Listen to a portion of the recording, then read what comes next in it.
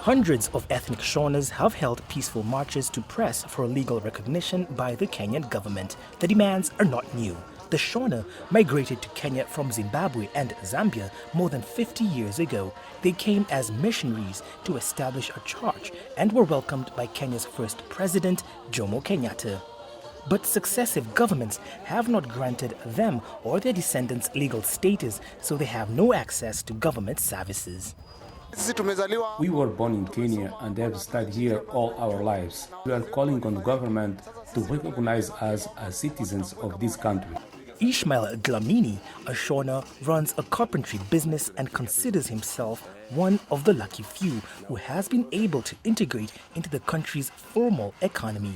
But he says his community is marginalized in Kenya because they are stateless.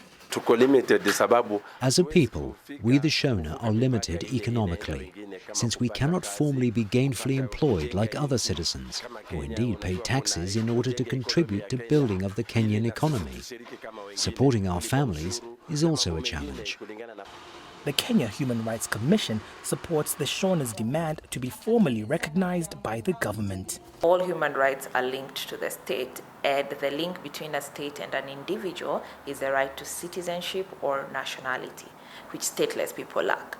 So they do not enjoy any state protection. The descendants of the Shona missionaries live mainly in Kiambu, a town within the Kenyan capital region. Recently, they delivered a petition calling for recognition to the Kiambu County Assembly. The Assembly Speaker, Stephen Ndicho, told VOA it's now up to the government to act.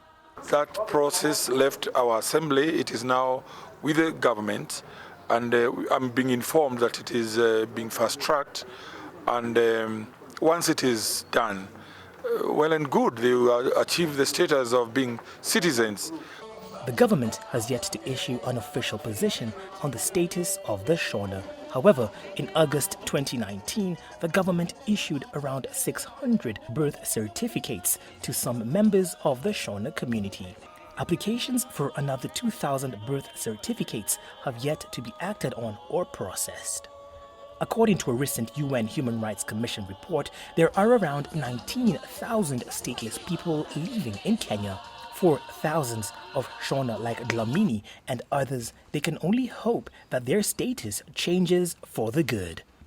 Lenny Rovaga for VOA News, Nairobi, Kenya.